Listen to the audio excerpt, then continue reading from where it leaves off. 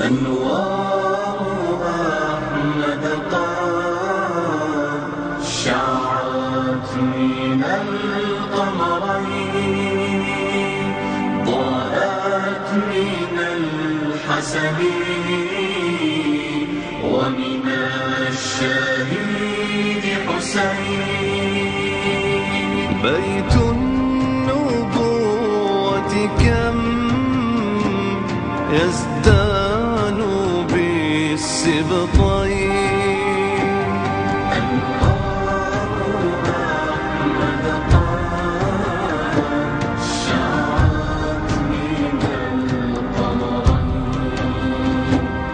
طوبى لمن نهدوا من ذيلك النهرين،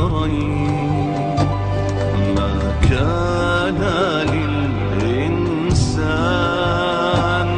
في الجوف من قلبين، لكن حبهما نسكنه في العينين، لكن حبهما نسكنه في العينين. صلى عليك الله يا سيد الثقلين. أنوار أحمد قد شعت من القمرين، ضاءت من الحسن ومن الشهيد حسين. بيت النبوة كم يزدان بالسبطين، أنوار أحمد شعت من القمرين. وكذا على الحسن من وحد الصفين، وعلى الحسين والحق في الثقلين، وعلى الصحابة من قد وقروا الحسنين، وعلى الصحابة من قد وقروا الحسنين. تعداد من صلوا لله في الحرمين، أنوار أحمد قد شعت من القمرين، ضاءت من الحسن ومن الشهيد حسين.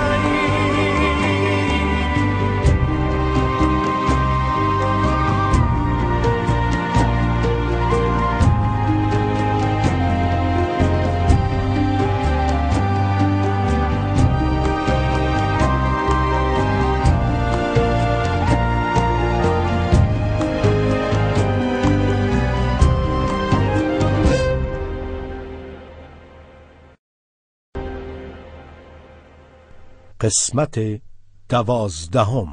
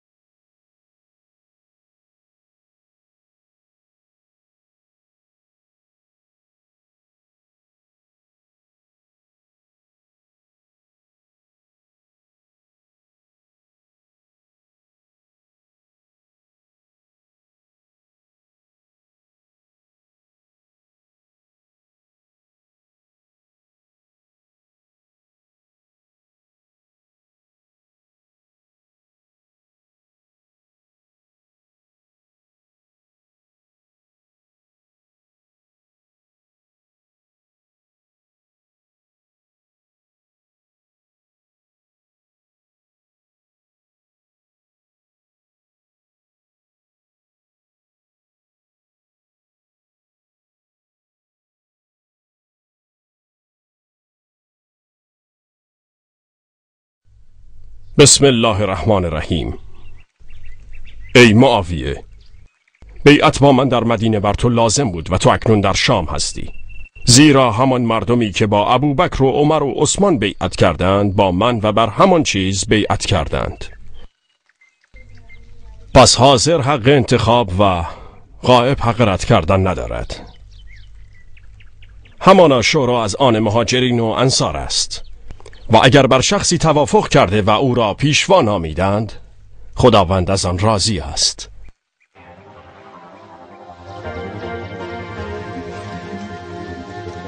چه میگویی ای ابا عبدالرحمن؟ گوش کن ای جریر. علی ابن ابی طالب کار خوبی کرد که تو را به عنوان فرستادی خود انتخاب نمود. تو در بین صحابه رسول الله صلی الله علیه و سلم جایگاه والایی داری. نزد من نیز از جایگاه ویژه‌ای برخورداری و خودت همین را خوب میدانی. تو نیز در قلب من این چنین هستی ای ابا عبدالرحمن. بگو ببینم نظرت چیست؟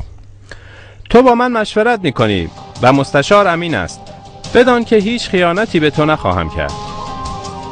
توقع من هم از تو همین بوده ای جریر. آنچه امیر مومنان درخواست نموده به درستی حق است و نظر او درباره به تأخیر انداختن قصاص تا زمانی که امور سامان یابد کاملا درست است و گذشته زمان نیز درستی آن را ثابت نمود. قطعاً علی ابن ابی طالب جریر بهترین رهبر است برای مردم، اما حق بیعتی به گردن ما ندارد تا زمانی که از این منافقان و قاتلان صاحب قصاص نگرفته. آرام باش ابن عاص، آرام باش.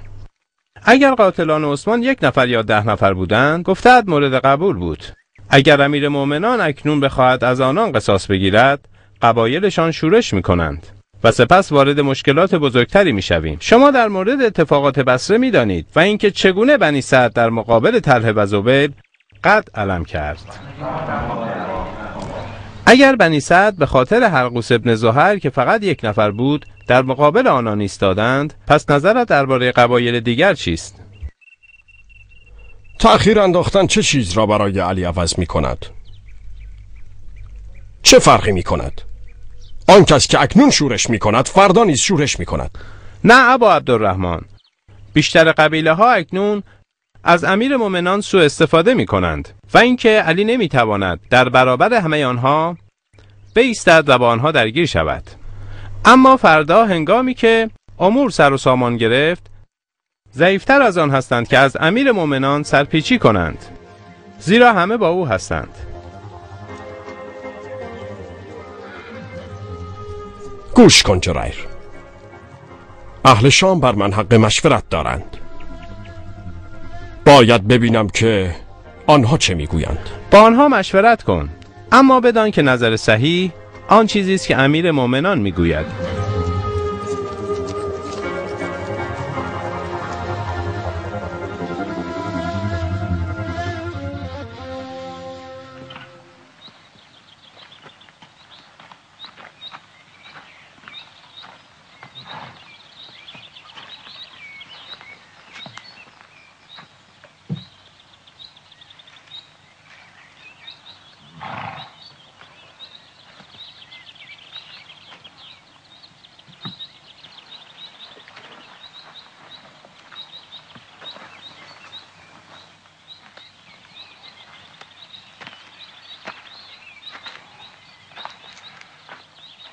ابا محمد، پریشان و به هم ریخته ای؟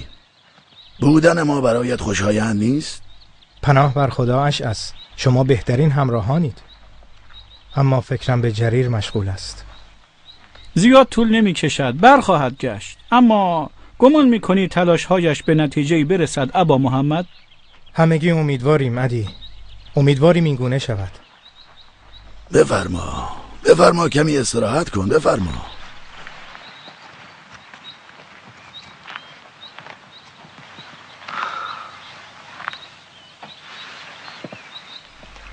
اختلافی که امت را از هم گسست قابل تحمل نیست. دلها و وجدانهایمان را جریحه دار کرده. درمانش تنها فراموشی کینه هاست تا دوباره محبت بین مسلمانان جریان یابد. پس از آن که مسلمانان شرق و غرب را فتح کردند، اکنون بین شام و عراق صف کشیدند تا با یکدیگر بجنگند. همین هم سبب شده تا امیر مومنان پیوسته اندوهگین و دلشکسته باشد. خداوند اندوه را از همه دور کند. امیدوارم تلاش‌های جریر هم نتیجه بخش باشد. ما نیز منتظر همین هستیم. منتظر همین. علی ابن ابی طالب که خداوند از او راضی باد، عبدالله بجلی را نزد من فرستاده و شما منزلت او را در میان صحابه رسول الله صلی الله علیه و سلم می‌دانید. صلی الله علیه. اینکه با او بیعت کنم و از طلب قصاص قاتلان عثمان دست بکشم. نظرتان را بگویید ای اهل شام. مشورت با شما زیانی ندارد. گوش کن ای ابا عبدالرحمن، ما با علی بیعت میکنیم زیرا فضیلت و منزلتش را میدانیم، اما قبل از بیعت باید قاتلان عثمان بن عفان را بکشد یا اینکه به ما تحویل دهد تا خودمان حد اجرا کنیم. تو بزرگ یمن هستی ای زاکلا اهمیری. آیا نظر شما نیز همین است؟ مرگ بر قاتلان امیر مؤمنین. انتقام خون امیر مؤمنان را میگیریم. مرگ بر قاتلان انتقام پاسخت را گرفتی جریر؟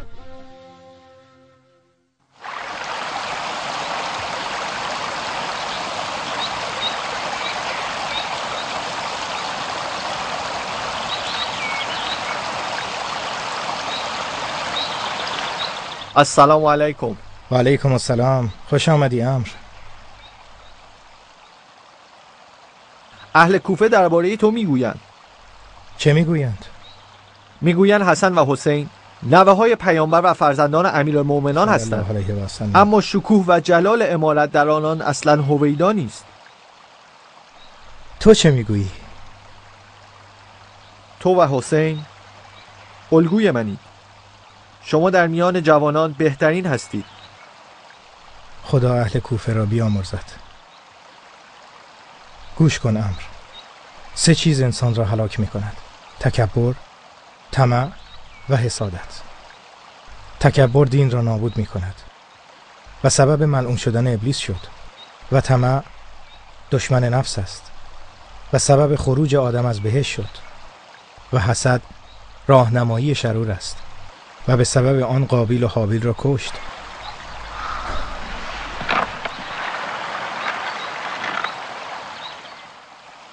به جهان آفرینش نگاه کن امر. میبینی که هر ذره از آفریدگار خود خبر میدهد. تفکر در نشانه های خداوند دل را زنده می کند و شک را از بین می برد. خداوند متعال می فرماید مسلماً در آفرینش آسمان ها و زمین و آمدن و رفتن شب و روز نشانه هایی برای خردمندان است. کسانی که خدا را ایستاده و نشسته و بر پهلو افتاده یاد می کنند و درباره آفرینش آسمان ها و زمین می اندیشند. پروردگارا، اینها را بیهوده نیافریده ای، تو منزه و پاکی، پس ما را از عذاب جهنم محفوظ دار.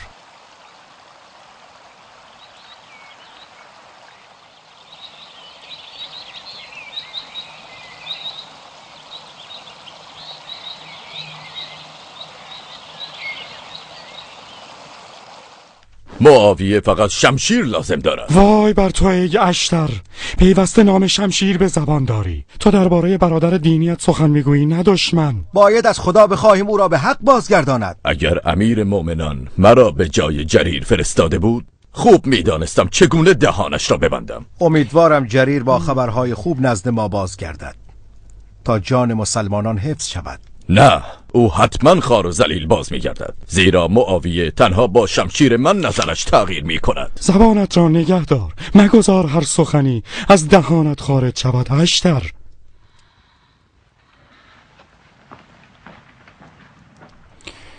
لا حول ولا قوة الا بالله.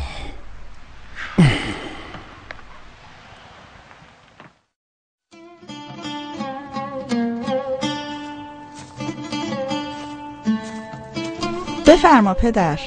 بنشین دخترم.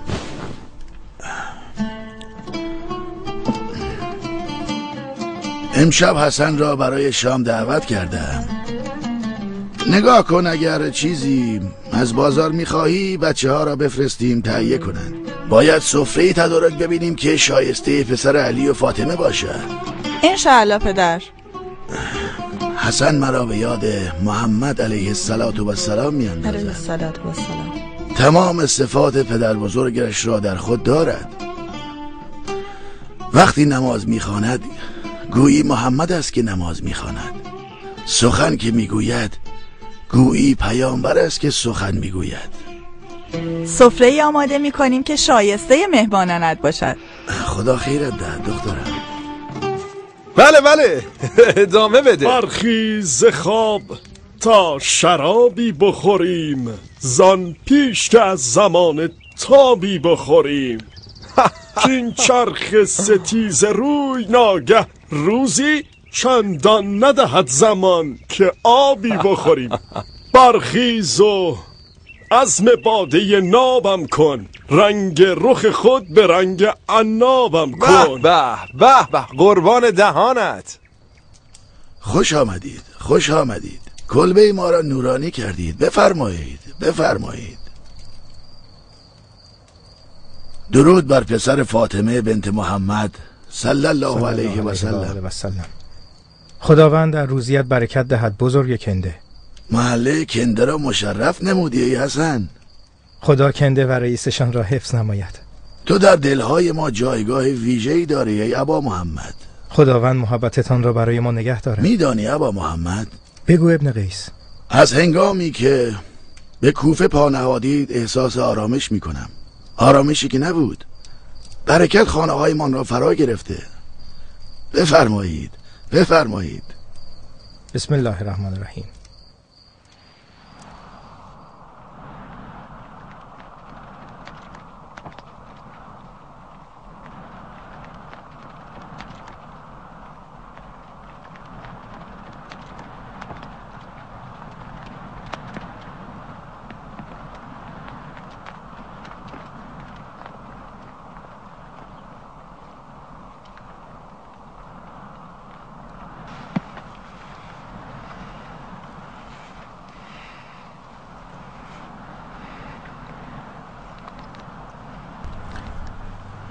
پس از این که درخواستم را رد کرد، نمیدانم با چه روی نزد امیر مومنان بازگردم.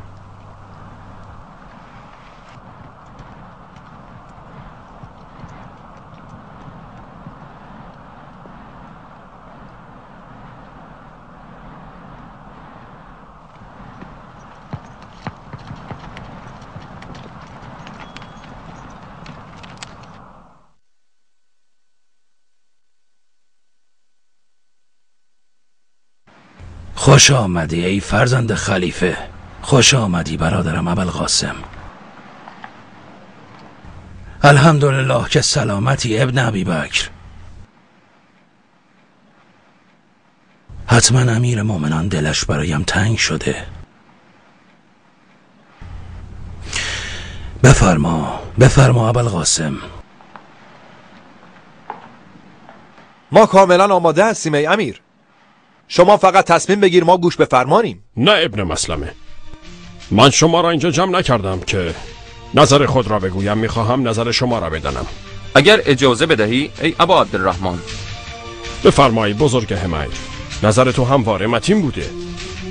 مدت مدیدی است که ما منتظریم تا به قسم خیش وفا کنیم و مادامی که اهل عراق به همراه قاتلان عثمان علیه ما جمع شدند، به نظر من باید به سوی آنها بتازیم تا مبادا همان بلایی که بر سر سپاه طلحه و زبیر آمد سر ما هم بیاید. آنها حسن ظن داشتند و نتیجه حسن ظن در چنین مواردی همین است. نظر شما درباره بزرگ همیر چیست؟ باید قبل از حرکت به سوی علی ابن ابی طالب پیش بینی های لازم رو بکنیم. اگرچه اهل مکه و مدینه از جنگ کناره گرفتن، اما اهل عراق همه با او هستند و مهمتر از همه این که علی با آنهاست.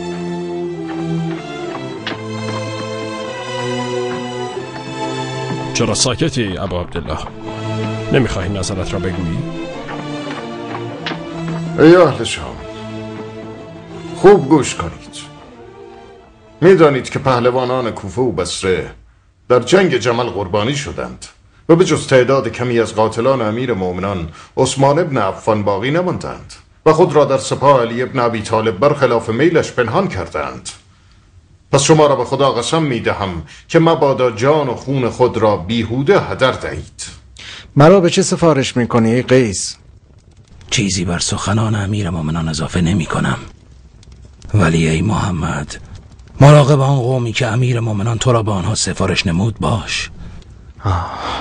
منظورت اهل خربتاست؟ بله محمد، آنها همگی مانند اهل شام فکر می کنند و تا هنگامی که از قاتلان عثمان رحمت الله قصاص گرفته نشود قبول نمی کنند با امیر مومنان بیعت کنند. خدا رحمتش کند. با آنها کاری نداشته باشی با تو کاری ندارند، ولی به خدا قسم اگر آنها را آزار دهی 10,000 شمشیر به روی تو خواهند کشید. آنها اینقدر زیاد هستند؟ آری، و قلبشان با اهل شام است، اما می توانستم آنها را آرام کنم. آنها کاری نکردند که مستحق عقوبت شوند. اما چیزی نمانده که امیر مومنان با اهل شام وارد جنگ شود. اگر به آنها آسیبی نرسانی نزد تو میمانند و نزد معاویه نیز نمی روند. فقط در مقابل آنها باید صبر و خویشتن‌داری پیشه کنی. تمام تلاشم را می کنم. توصیه‌ای برای امیر مومنان نداری؟ چه وقت حرکت می کنی؟ فردا صبح انشالله. به سلامتی خوش برسی.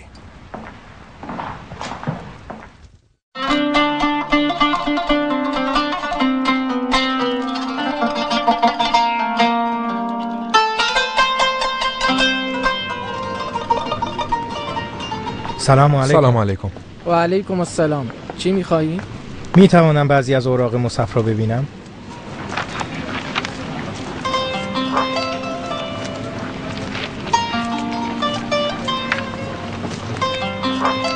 سلام بر پسران امیر مومنان.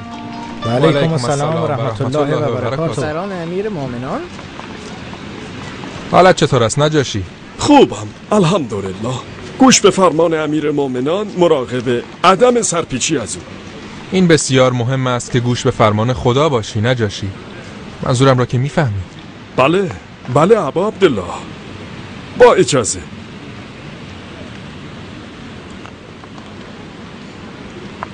ببخشید که نشناختم. اشکالی ندارد برادر، اما بهتر است کمی درشتر بنویسی تا خوانا باشد.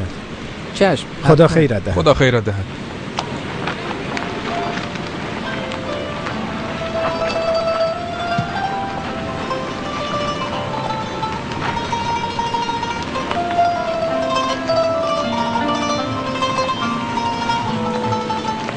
سلام علیکم. و علیکم السلام و رحمت الله.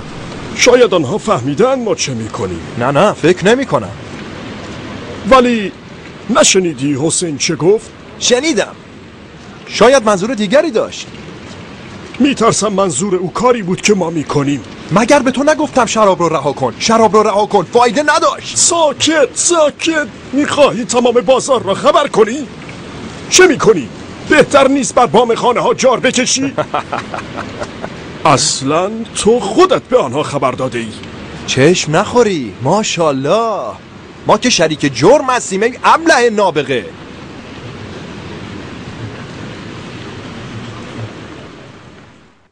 الحمدلله الحمدلله ثم الحمدلله. خداوند را سپاس میگوییم که به من و شما راه حق را نشان داد، آن رایی که جاهلان از دیدنش عاجز شدند. ای اهل مصر، امیر مومنان امور شما را به من سپرد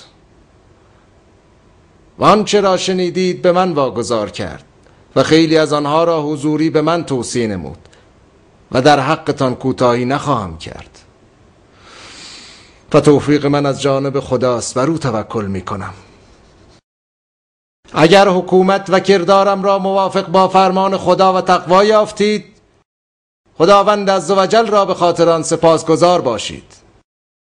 و اگر دیدید کار ناحق و اشتباهی انجام میدم، برایم بازگو کنید و مرا سرزنش نمایید، زیرا با این کار مرا خوشحال میکنید و شما شایسته آن هستید. خداوند ما و شما را در انجام اعمال نیک موفق بفرماید.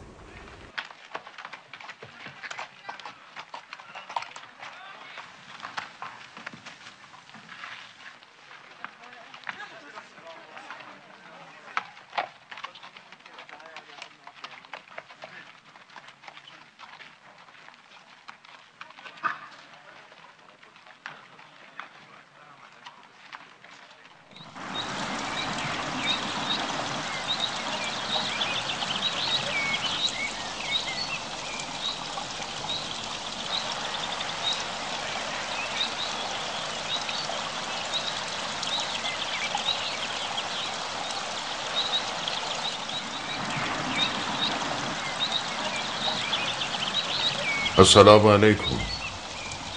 و علیک السلام و رحمت الله و برکاته. آنچه از مادرت شنیدم درست است عبدالله؟ از مادرم چه شنیده ای پدر؟ همان که خودت بهتر میدانی. منظورت رفتنم با سپاه شام است؟ بله. نه، با آنها نمی روم پدر. چرا؟ بر کسی که لا اله الا الله میگوید شمشیر نمی کشم. این همان چیزی است که همه بر آن توافق کرده ایم. گرفتن قصاص از قاتلان عثمان رضی الله عنه خواست همه است.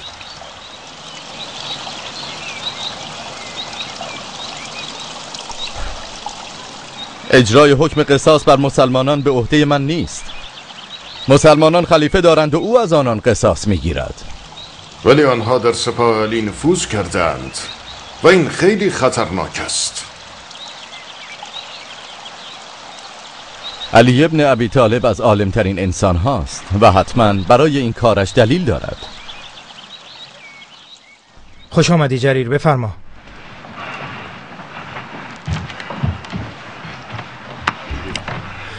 نمیدانم به امیر مومنان چه بگویم ابا محمد. به رفتنم نزد معاویه خیلی امید داشت، اما آنها اصرار دارند که از قاتلان عثمان قصاص گرفته شود یا آنان را به خودشان تحویل دهد. ولی دوای این درد آرامش است. همه میدانیم که امیر مومنان از آنان قصاص خواهد گرفت. به هر حال معاویه و سران شام چنین گفتند: اگر امیر مومنان مرا به جای جریر میفرستاد، هر دری که معاویه میگشود آن را میبستم. اگر تو میرفتی به جرم خون عثمان تو را میکشتم. من آنها را قانع میکردم و دست از پا دراز در مانند تو باز نمیگشتم. اشتباه میکنی اشتر. آنها بیش از هر چیز بر کشتن تو و یارانت حریص هستند. به خاطر این میگویی که تو هم با آنهایی؟ اگر امیر مومنان سخن مرا قبول میکرد، تو و امثالت را زندانی میکرد تا اوضاع امت بهبود یابد. تا زمانی که تو و امثالت در این امت هستید، اوضاع این امت بهبود نمییابد. با اجازه ابوالحسن. سرم را میدهم اگر او طرفدار معاویه نباشد. بس کن دیگر ای اشتر، اینقدر بدبین مباش. لا حول ولا قوة الا بالله. خدا قاتلان عثمان را لعنت کند. هر بار که امیر شکافی را میبندد، شکاف دیگری ظاهر می شود. چه میگویی ابا عبدالرحمن؟ آیا ما از جنگ با قاتلان عثمان دست بکشیم و مردمان را انجام دهند؟ او در این جنگ شرکت نمی کند. تلاش نکردی او را قانع کنی؟ تلاش کردم ولی نتوانستم او را قانع کنم.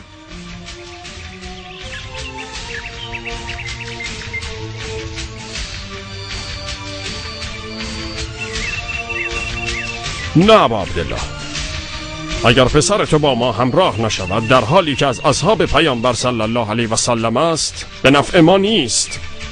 ما اکنون بیش از هر زمان به اتحاد نیاز داریم و الا خون عثمان به هدر می رود. این را میدانم.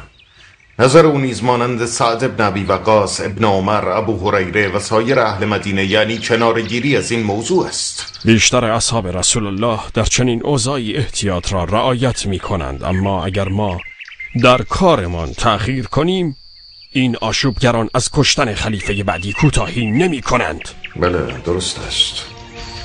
سعی می کنم قانعش کنم.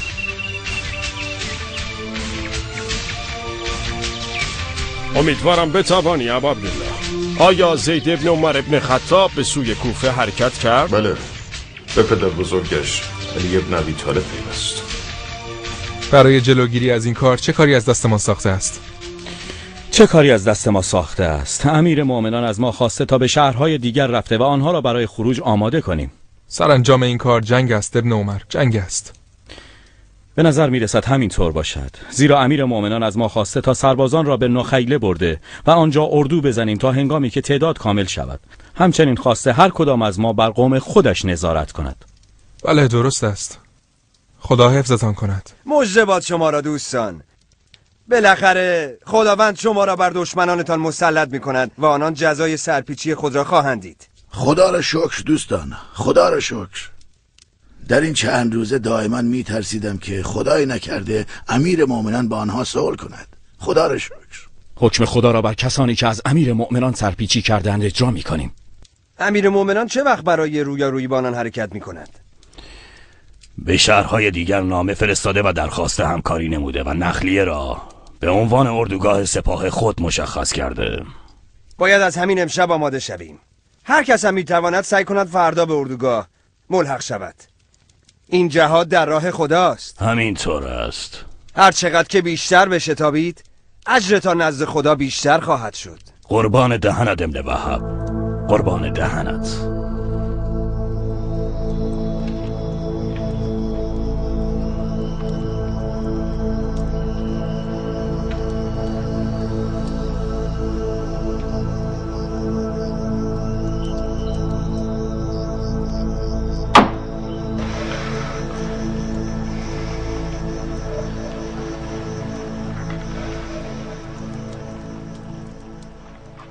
اما بعد زمانی که منتظر آن بودی تا قسم خود را درباره امیر مؤمنان عثمان رحم الله عملی کنید فرا رسیده.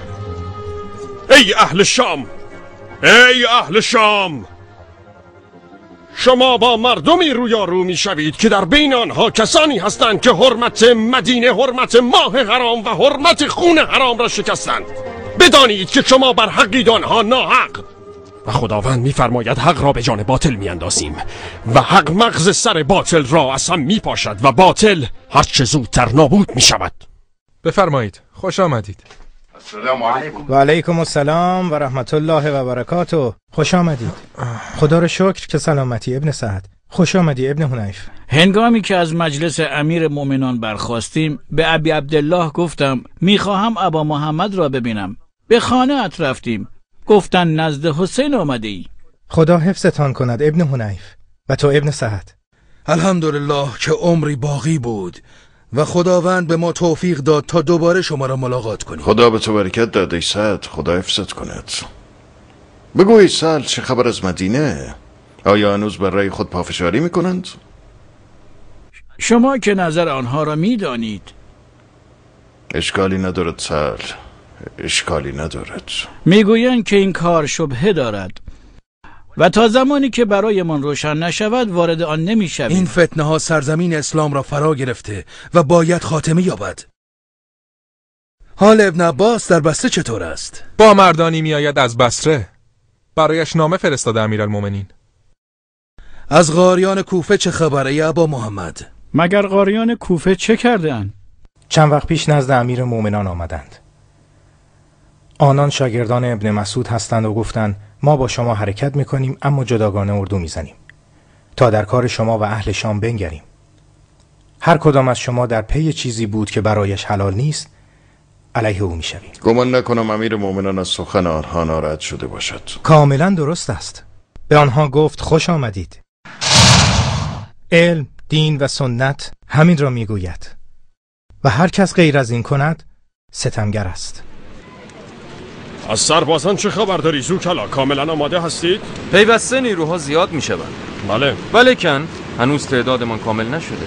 آیا کمبودی هم دارید؟ نه، همه چیز بر وفق مراد است.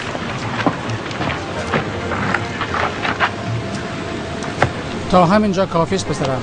برگرد نزد مادرت.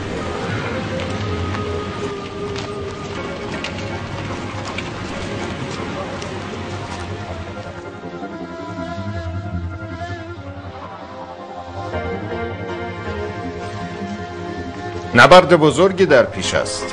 شمشیرها را بر گردن انداختند، یکدیگر را میکشند و میگویند ای ابن عمر به یاری ما بیا. چرا خودت را کنار کشیده ای ابن عمر؟ هنگامی که گفتند بشتاب به سوی نماز لبیک گفتم.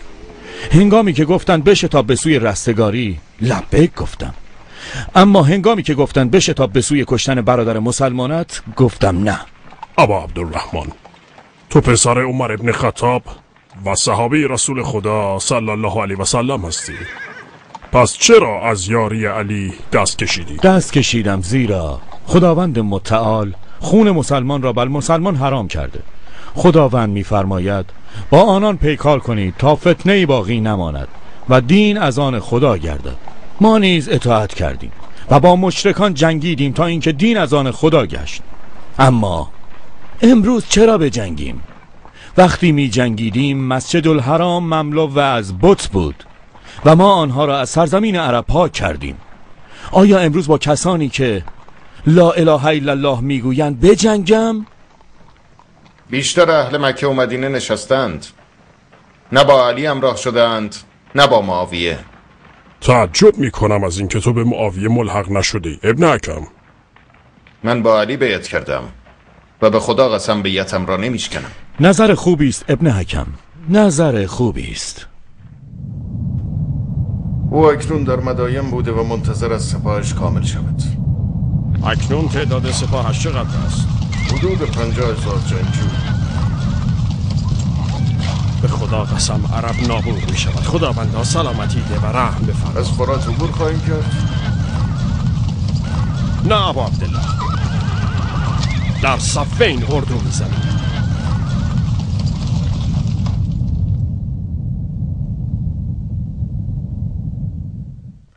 امیر مؤمنان چه وقت قصد حرکت دارد؟ پس از اینکه زیاد حارسی و شریح هانی به موصل رفتند، ما به مدائن می رویم. امیر مؤمنان پیشا پیش لشکر حرکت می کند. نظر بسیار خوبی است. در غیاب وی چه کسی در کوفه جانشینش می شود؟ ابو مسعود انصاری. ابو مسعود انصاری بهترین گزینه است. آیا شنیده اید حکایت جریر پسر عبدالله بجلی؟ بله، امیر مؤمنین هم شنیده است. جریر چه شده؟ به سوی معاویه رفته و به او پیوسته. ولی او مگر با ما نبود؟ با ما بود، اما پس از سخنان تند اشتر خشمگین و از کوفه خارج شد. معاویه نیز او را فرا خواند.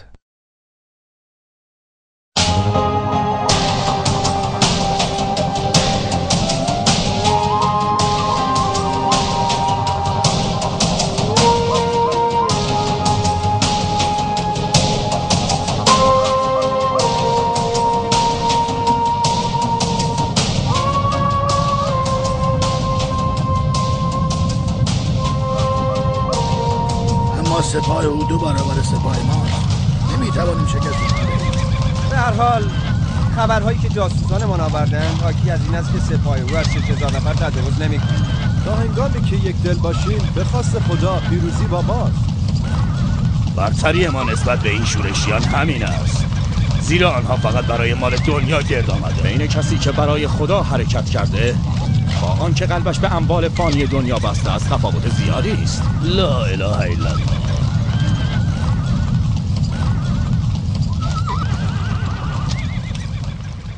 شنیدم که برادرت عبیدالله به لشکر معاویه پیوسته است. بله، ولی ای کاش از این کار کناره‌گیری کرده و خودش را درگیر آن نمی کرد. عبیدالله عقیده دارد که حق با اهل شام است. نظرش همین است، اما کسی که از این کار کناره گیرد برایش بهتر است. او انسان دانایی است. گویی هم اکنون جنگ را مشاهده می کنم. این لشکرکشی ها مژده نیکی ندارد. پروردگار عاقبت این کار را خیر بگردان و جان مسلمانان را حفظ بفرما.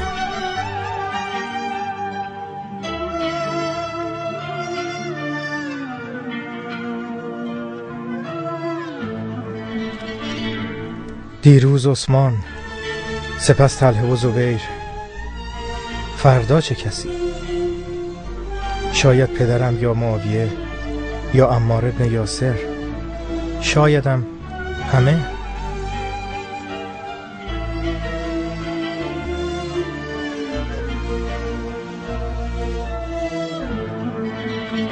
مردانی که شمشیر مشرکان و کافران نتوانست به آنها آسیب رساند، اما شمشیر فتنه به برخی از آنان دست یافت و هنوز در پی دست درازی به بقیه است. خداوند بزرگ راست گفت آنگاه که فرمود و فتنه از کشتن بدتر است.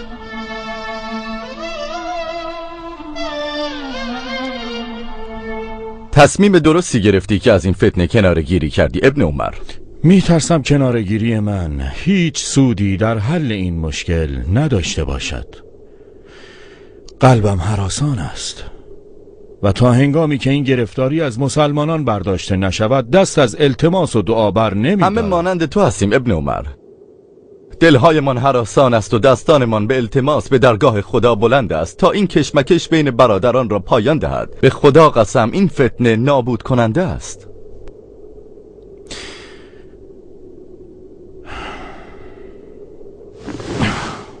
معاویه بر نظر خود پافشاری می کند. آرزو داشتم کمی نرمی نشان میداد. تا زمانی که هر دو گروه بر نظر خود اصرار دارند مشکل حل نمی شود. ابن عمر، شهادت عثمان رحمت الله خشم تمام مسلمانان را برانگیخته است. همه بر این باورند که باید حقش را باز ستانند. سخنت صحیح است، ولی ابوالحسن عقیده دارد تا زمانی که دلها آرام شود و بیعت کامل شود باید این کار متوقف بماند و به خدا قسم بهترین کار همین است.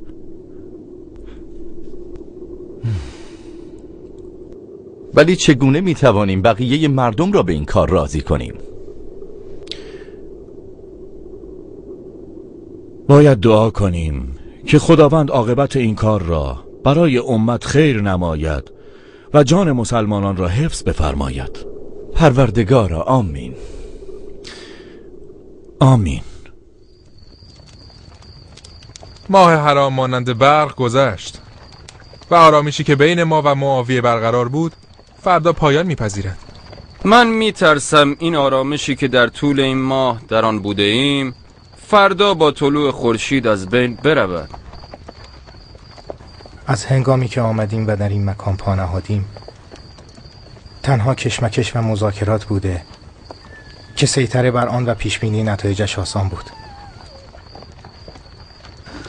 اما آنچه در روزهای آینده در پیش داریم بسیار وحشتناکتر است، زیرا هر کس بر نظرش پافشاری می کند و برخلاف تمام تلاش ها جنگ همچنان بر طبل خود می کوبد.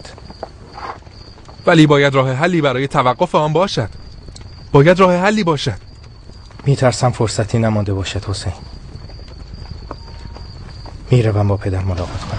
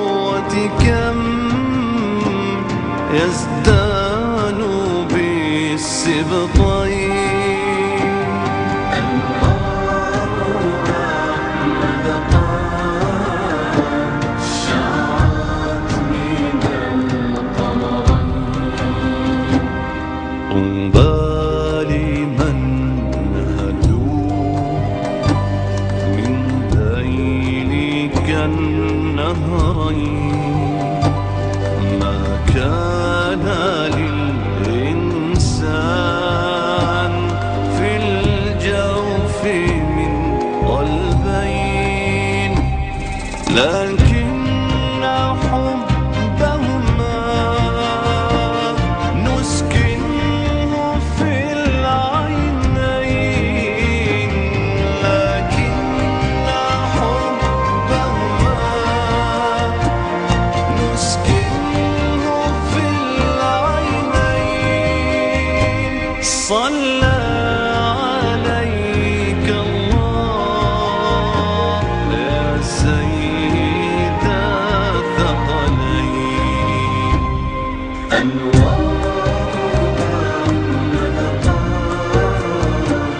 شعت من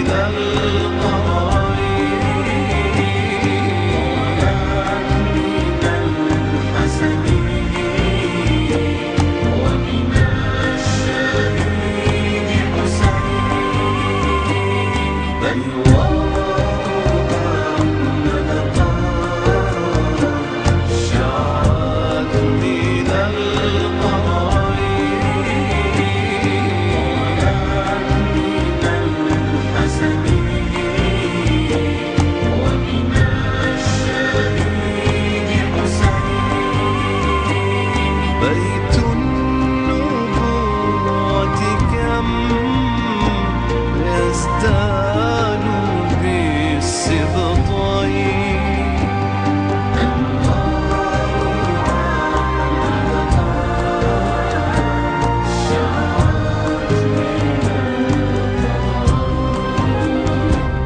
وكذا على الحسن من وحد الصفين، وعلى الحسين والحق في الثقلين، وعلى الصحابة من قد وقروا الحسن